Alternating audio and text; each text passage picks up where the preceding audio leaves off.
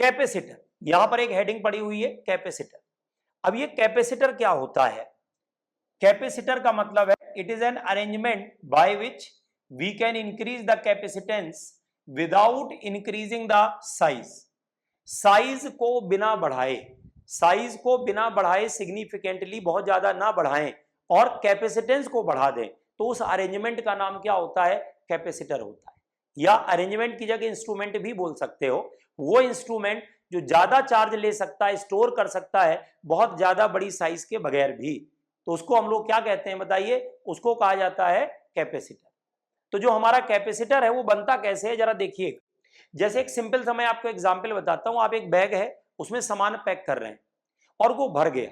अब उसमें आप और चीजों को रखना चाहते हैं, तो कैसे रखेंगे? आप क्या करेंगे? उसको प्रेस करेंगे, ऊपर से दबाएंगे, यही तो करते हैं। और जब वो दब जाएगा, लेवल कम हो जाएगा, तो और चीजें रख सकते हैं। आवश्यकता पड़ती है तो बैठ भी जाते हैं ऊपर उसके। तो मेरे कहने का मतलब लेवल को कम करना है। और ये जो लेवल वर्ड है ये फिजिक्स में पोटेंशियल कहलाता है। तो अगर कहीं पर कैपेसिटेंस बढ़ाना है तो किसी तरीके से पोटेंशियल को कम करो बिना चार्ज को निकाले। भाई पोटेंशियल कम करने का एक तरीका तो है चार्ज निकाल लो, पोटेंशियल कम हो जाएगा। लेकिन चार्ज नहीं निकालना, चार्ज उतना ही रहने दो। आप पोटेंशियल को कम करो बिना चार्ज को निकाले।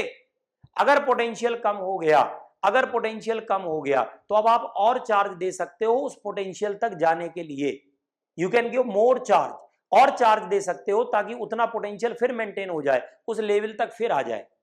वही तो तरीका है। अब ये देखते हैं कि कैसे हम पोटेंशियल को डिक्रीज कर सकते हैं बिना चार्ज को निकाले। तो देखो मैं तरीका बताता हूं। जैसे ये तो डायग्राम खैर बना है। अगर ये स्फीयर देखो पहले था, अंदर वाला स्फीयर केवल बना लेते हैं, आर रेडियस है, इसको हमने कितना चार्ज दिया? क्यू दिया। तो जब अंदर वाले स्फीयर को आपने चार्ज दिया तो कितना पोटेंशियल रहा होगा? ये रहा होगा Q अपॉन 4πε0 R रहा होगा। भाई इतना तो पोटेंशियल रहा होगा। लेकिन जैसे ही आपने बाहर वाले स्फीयर को इसके ऊपर ऐसे रखा, जैसे ही रखा तो इंडक्शन से -Q आया। बाहर आपने अर्थिंग कर रखी है, तो ये जो भी चार्ज बाहर का होगा कहां चला जाएगा? अर्थ पर चला जाएगा। अब ये देखिए इसकी रेडियस क्या है? कैपिटल आर है कि नहीं? इसकी रेडियस क्या है बताइए? कैपिटल आर है कि नहीं? तो यहां पर क्या हो गया? -Q upon 4πε0 capital R. इतना और पोटेंशियल आया कि नहीं आया? समझो, पहले पोटेंशियल कितना था? ये था बच्चा, पहले पोटेंशियल ये था। इतना पोटेंशियल कहां से आ गया? केवल इस स्फीयर को इसके बाहर रखने से आ गया। अब बताओ पोटेंशियल डिक्रीज हुआ कि नहीं? पहले इतना था, माइनस इतना और हो गया, तो नेट पोटेंशियल हमारा इतना हुआ कि नहीं? डिक्रीज हुआ। अगर पोटेंशियल डिक्रीज करेगा तो कैपेसिटेंस क्या होगी? बढ़ जाएगी कि नहीं बढ़ जाएगी? Capacitance will increase. देखिए कैसे। अब यहां से V निकाल लो, तो Q अपॉन 4πε0 और ये क्या होगा? 1 upon R minus 1 upon capital are. इसको यहां से सॉल्व कर लो तो Q अपॉन 4πε0 और capital R minus R upon capital R small R. और C का फॉर्मूला क्या होता है? C का फॉर्मूला होता है Q अपॉन V। आप जैसे ही रख देंगे आपको कैपेसिटेंस मिल जाएगी क्या? 4πε0 capital R small r upon are minus r. तो कुछ तरीका समझ में आया? क्या मेथड है कि हम बाहर से एक क्या करेंगे? अनचार्ज्ड स्फीयर को रख देंगे, और अनचार्ज्ड स्फीयर को रखने के बाद क्या होगा? बाहर से अर्थिंग कर देंगे। अब ये नेगेटिव पोटेंशियल यहां पर आ गया कि नहीं? इसकी वजह से भी तो यहां पोटेंशियल डेवलप होगा। भाई जो नेगेटिव चार्ज आया वो भी तो पोटेंशियल डेवलप करेगा सिस्टम में। तो अब कितना पोटेंशियल टोटल हो गया? ये हो गया Q अपॉन 4πε0 R माइनस इतना। अच्छा, बाहर वाले की अर्थिंग कर रखी है। अगर बाहर वाले की अर्थिंग कर रखी है तो इसका मतलब है कि बाहर वाले का पोटेंशियल जो है वो जीरो हो जाएगा। बाहर वाले का पोटेंशियल जीरो हो जाएगा, तो जो अंदर वाले का पोटेंशियल है -0, तो उतना डिफरेंस आ जाएगा। तो यही हमारा पोटेंशियल डिफरेंस हो गया। C इक्वल्स टू क्या लगा देंगे? Q अपॉन V, कैपेसिटेंस आ गई। और इस कैपेसिटर का नाम क्या होता है? Spherical capacitor. इसको हम लोग क्या नाम देते हैं? Spherical capacitor. ओके, तो ये मैंने आपको तरीका बताया कि बिना चार्ज निकाले कैसे आप पोटेंशियल को कम कर सकते हैं। अब आइए नेक्स्ट, इसमें एक दो स्पेशल केस बनते हैं, उनको जरा डिस्कस करते हैं। देखिए कौन कौन से केसेस है, यहां पर दो स्पेशल केस हैं। एक स्पेशल केस है जिसमें बाहर अर्थिंग नहीं है, और दूसरा स्पेशल केस क्या है, दूसरा स्पेशल केस है कि दोनों को आपस में कनेक्ट किया है, ये बीच में एक कंडक्टर लगा हुआ है, ये बीच में एक कंडक्टर को हमने लगाया है और आपस में दोनों को हमने कनेक्ट किया हुआ है। जब आपस में दोनों को कनेक्ट किया हुआ है कंडक्टर लगा करके, तो क्या होगा, और जब बाहर से अर्थिंग हटा देंगे तो क्या होगा। देखिए पहला वाला केस देखते हैं, पहला वाला केस देखते हैं। अगर बाहर से अर्थिंग हटा देंगे तो क्या होगा, अर्थिंग हटाने से क्या होगा, बाहर अलग से चार्ज ये दे सकते हैं, नहीं समझे।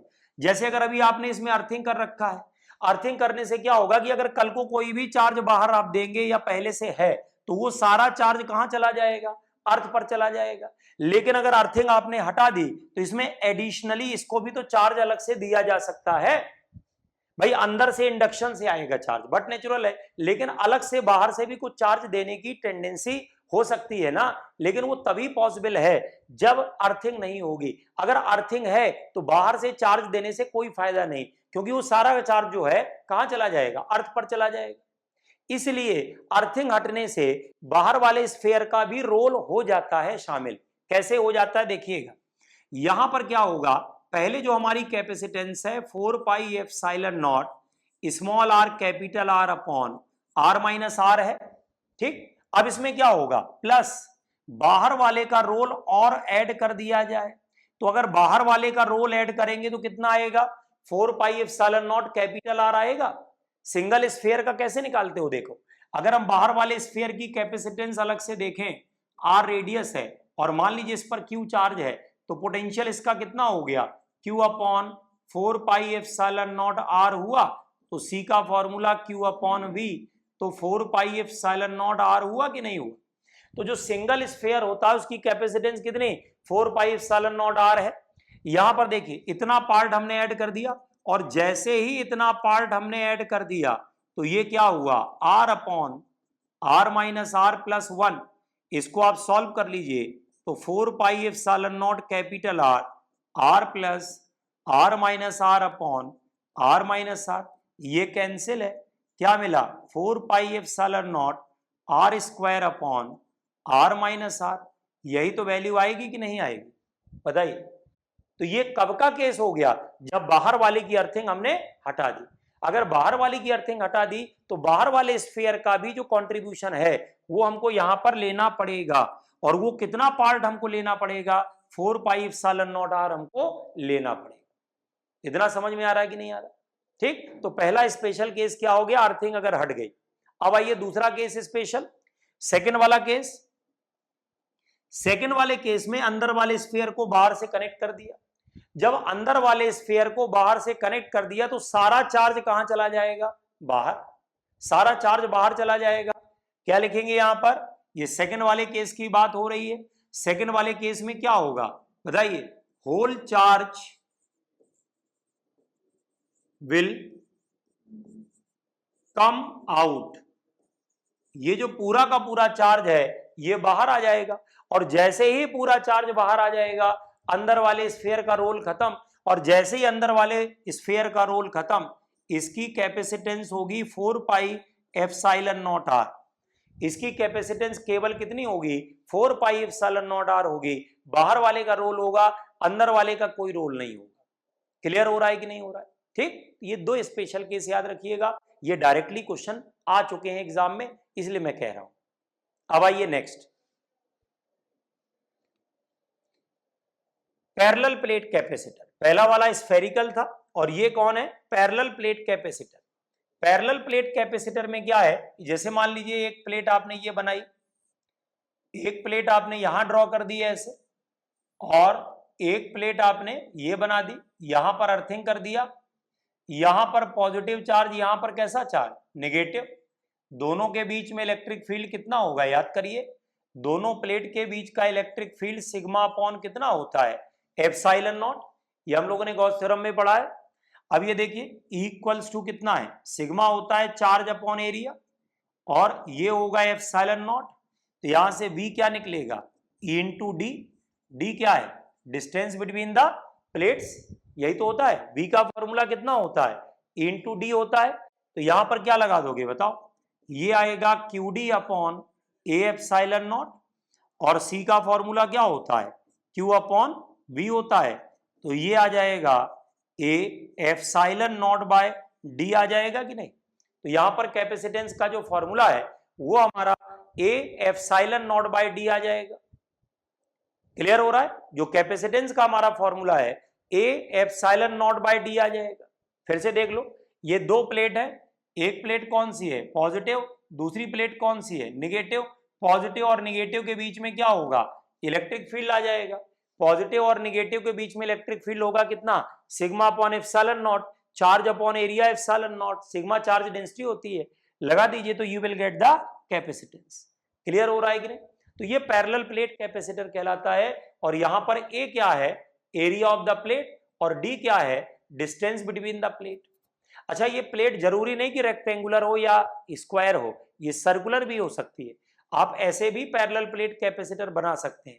ये देखिए, ये भी पैरेलल प्लेट कैपेसिटर है, दोनों के बीच का डिस्टेंस डी है, रेडियस यहां पर आर है, तो एरिया कितना हो जाएगा यहां पर, पाई आर स्क्वायर हो जाएगा कि नहीं। तो सर्कुलर प्लेट भी हो सकती है।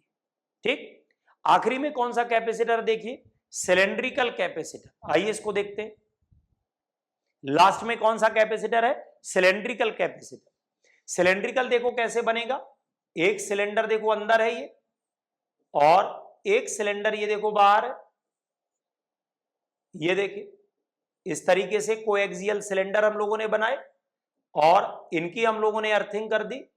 और ये देखो क्या है, अंदर वाला जो स्फेयर है R1 रेडियस का है, बाहर वाला कितने का है, R2 L लेंथ है, ये प्लस और ये क्या है, माइनस। तो ये कौन सा कैपेसिटर है, सिलेंड्रिकल कैपेसिटर। और इसमें जो कैपेसिटेंस होती है that is 2 pi epsilon not L upon log of R2 upon R1। ये लॉग कौन सा है, ये लॉग नेचुरल है, ये कौन सा वाला लॉग है, लॉग नेचुरल है, या इसको लॉग बेस ई लिख सकते हैं। इसको हम लोग क्या लिख सकते हैं, लॉग बेस ई लिख सकते हैं। तो ये नेचुरल लॉग हो गया R2 अपॉन R1। तो कैपेसिटेंस का फॉर्मूला कितना हो गया, 2 पाई एप्सिलॉन नॉट L अपॉन ये वैल्यू आ जाए। ठीक है ना। तो ये हमारा कैपेसिटेंस किसका है, सिलेंड्रिकल कैपेसिटर का। हालांकि सिलेंड्रिकल कैपेसिटर में बहुत ज्यादा क्वेश्चन, या इनफैक्ट मैं कहूं आज तक क्वेश्चन हमको दिखा ही नहीं, इस पर क्वेश्चन आता ही नहीं, लेकिन आ गया या इस कॉन्सेप्ट को पूछ लिया गया तो आपको पता होना चाहिए। ठीक है ना। तो तीन कैपेसिटर हमारे पास, पहला स्फेरिकल, दूसरा कौन सा है पैरेलल प्लेट, और तीसरा कौन सा सिलेंड्रिकल। तो तीन टाइप के कैपेसिटर होते हैं जिनकी कैपेसिटेंस हमको याद करनी है, समझ लेनी है कैसे निकालना होता है। कभी भी कैपेसिटेंस निकालना हो, पहले आप इलेक्ट्रिक फील्ड देखेंगे, फिर पोटेंशियल डिफरेंस देखेंगे, और उसके बाद क्या करेंगे, कैपेसिटेंस निकाल देंगे। सी का फॉर्मूला क्या होता है, Q अपॉन V होता है। ओके, आइए नेक्स्ट।